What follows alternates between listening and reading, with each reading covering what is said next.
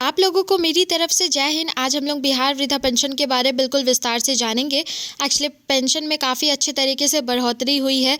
इस बारे में हम लोग बिल्कुल डिटेल में जानेंगे। सभी लोगों के लिए बहुत ही खुशखबरी का बात है। जो लोग भी वृद्धा पेंशन में अप्लाई किए थे या करने का सोच रहे थे, उन लोगों के लिए बेसिकली बहुत ही अच्छा बात है। तो ज़रूर से वीडियो को पूरे एंड तक देखिएगा। अगर जो आप चैनल पर नए हो तो वीडियो को लाइक करके चैनल को सब्सक्राइब करना मत भूलिएगा। तो शुरू करते हैं बिना टाइम वेस्ट किए। तो यहाँ पे देखिए, यहाँ पे लिखा हुआ है कि बिहार सरकार राज्य के बुजुर्ग नागरिकों को आर्थिक रूप से सुरक्षित बनाने के लिए बिहार वृद्धा पेंशन योजना का संचालन कर रही है। इस योजना के तहत अब पात्र वरिष्ठ नागरिकों को हर महीना 1100 की पेंशन दी जाती है, जिससे वे अपनी दैनिक जरूरतों को आसानी से पूरा कर सके। अगर आपके परिवार में कोई भी ऐसा व्यक्ति है जो कि 60 वर्ष या उससे अधिक आयु का है और उसकी कोई स्थायी आय नहीं है, तो यह योजना उसके लिए बहुत ही लाभकारी साबित हो सकती है।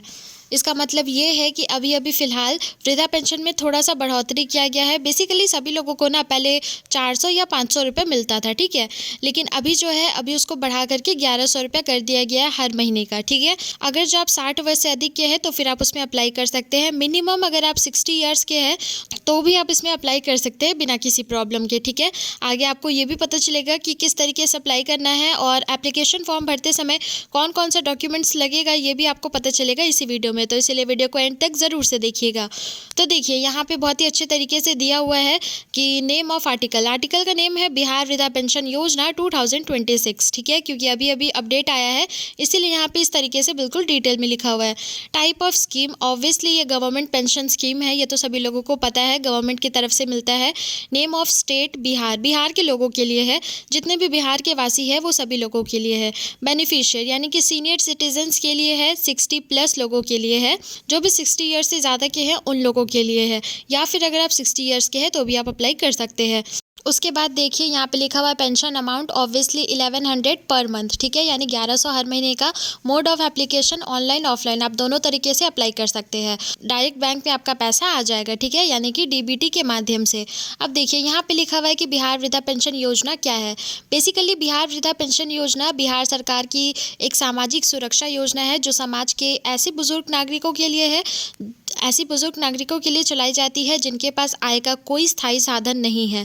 इस योजना का मुख्य उद्देश्य यह है कि बुजुर्गों को बुढ़ापे में दूसरों पर निर्भर ना रहना पड़े और वे सम्मान के साथ अपना जीवन जी सके।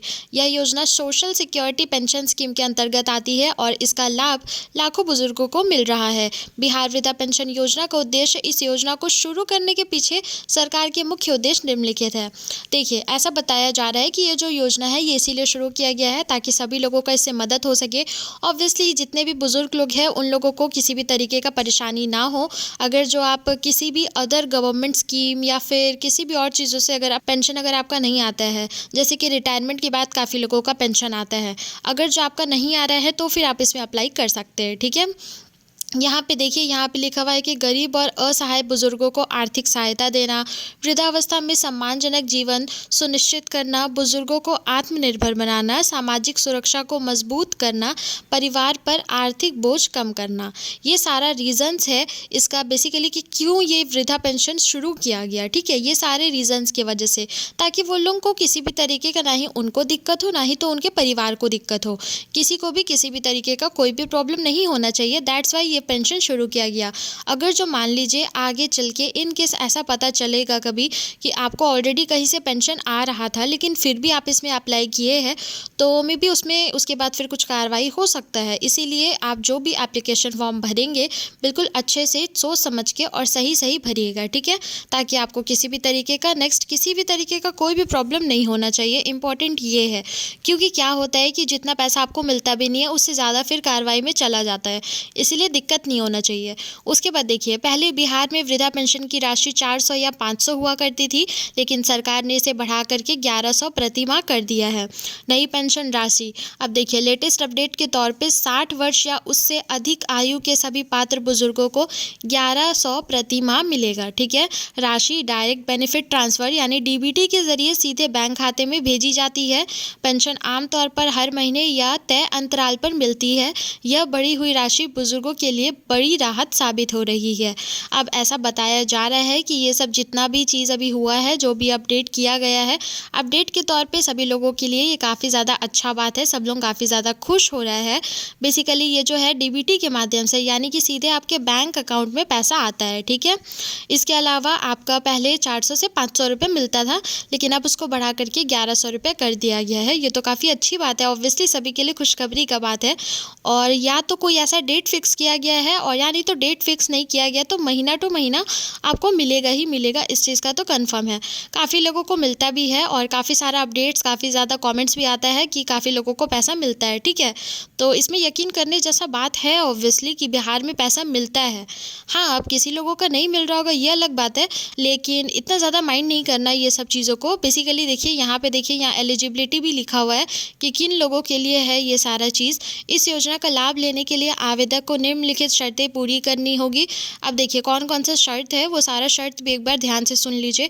आवेदक बिहार राज्य का स्थायी निवासी होना चाहिए। आवेदक की आयु कम से कम 60 वर्ष होनी चाहिए। आवेदक किसी अन्य सरकारी पेंशन योजना का लाभ ना ले रहा हो।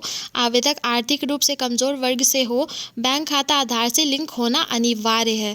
ये सबसे इम्पॉर्टेंट चीज़ है। बैंक खाता आधार से अगर आपका लिंक नहीं है ना, तो ये एक सबसे मेन रीज़न हो सकता है आपका पैसा नहीं आने का, क्योंकि आजकल ये सब जगह हो रहा है। ये बहुत बड़ा प्रॉब्लम है।